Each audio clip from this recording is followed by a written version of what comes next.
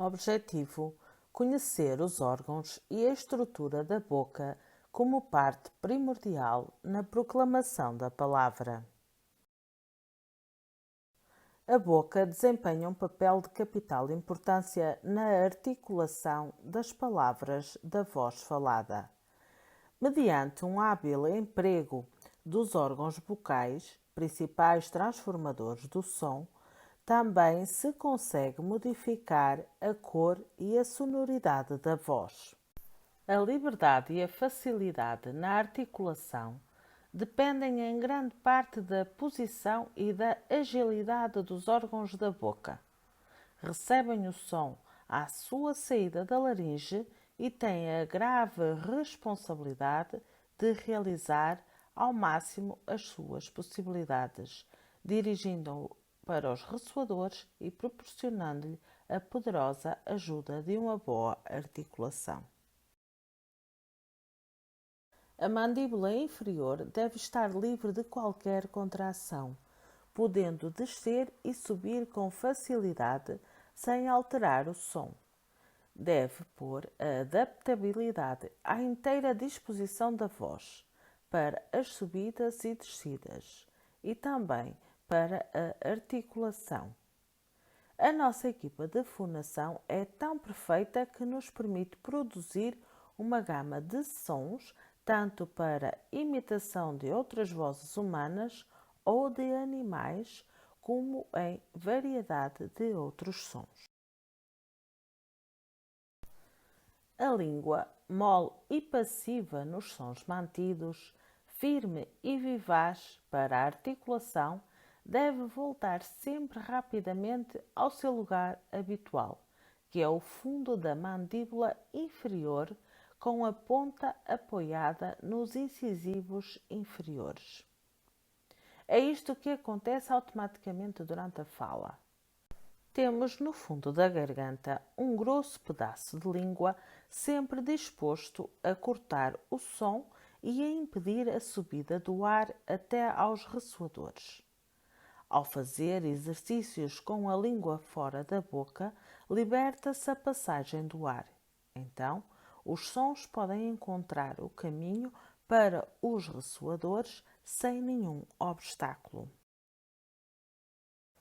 O palato mole ou véu palatino tem uma missão muito importante na produção da voz, porque, ao elevar-se, obtura as fossas nasais, liberta o fundo da garganta, assegurando assim um som redondo, oposto ao som estridente ou áspero.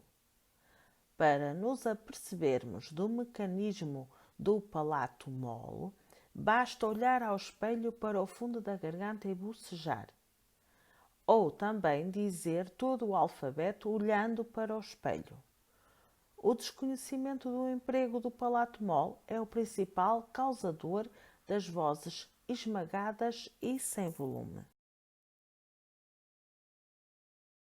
Os lábios devem estar completamente soltos, mas com a firmeza necessária à boa pronúncia.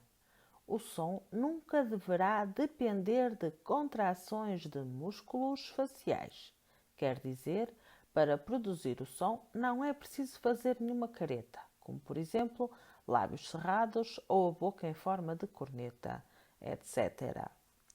Pelo contrário, é a expressão natural do rosto que matiza infalivelmente a voz de acordo com o sentimento que se experimenta. Quando estamos felizes e lemos com alma, a voz adquire necessariamente um timbre claro e alegre. Mas quando nos sentimos tristes e deixamos que os sentimentos se traduzam com sinceridade, adotando a fisionomia e a expressão que ela impõe, a voz adquirirá as inflexões da tristeza. Exercícios de relaxação da garganta. O esforço e a tensão estragam a voz e tornam-na desagradável. Fechem os olhos, pensem num bocejo. Sintam-se a querer bocejar. Como sabemos, começa por uma inspiração profunda. A verdade é que é a necessidade de mais oxigênio que provoca o bocejo. Ao inspirar e antes do bocejo, a garganta está aberta e relaxada. Então, em vez de bocejar, tentem falar. Façam este exercício 20 vezes por dia. Comecem a bocejar.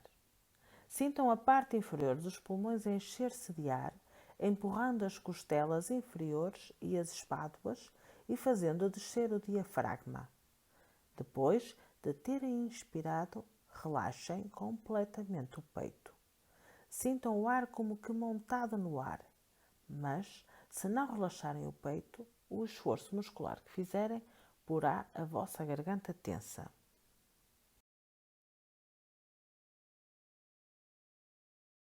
Exercício vocal, a ponta da língua. Um dos melhores métodos para desenvolver força e atividade na ponta da língua consiste em gorjear a letra R, não gutural, mas palatal, com a língua no céu da boca enrolado.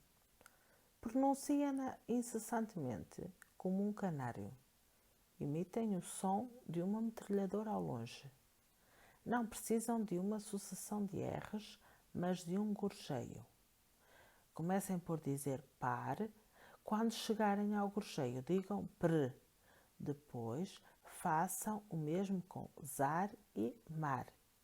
O gorjeio do r é um exercício importante que devem repetir várias vezes ao dia para dar agilidade e força à ponta da língua.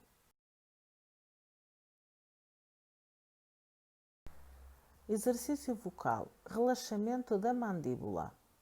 Inclinem a cabeça sobre o peito até o queixo tocar na camisa. Levantem toda a cabeça, exceto a mandíbula inferior. Se a relaxarem completamente, a força da gravidade mantê-la descaída. Sentem-se assim, com a mandíbula relaxada, a boca aberta e de olhar perdido, até que vos pareça que a mandíbula já não pertence ao resto da cabeça. Apoiem os dedos 1 centímetro à frente das orelhas. Abram a boca. Mastiguem e notarão o movimento debaixo dos dedos. Fechem novamente a boca e deixem cair novamente a mandíbula. Se o fizerem corretamente, não notarão com os dedos o movimento que sentiram antes. Lembrem-se de que só podem dominar a mandíbula se a relaxarem. Pratiquem estes exercícios até que a mandíbula seja uma serva dócil em vez de rígida e entorpecedora. Damos-te graças, ó Pai, pela vida e pelo conhecimento que nos comunicaste por meio de Jesus Cristo, teu servo. A ti a glória pelos séculos.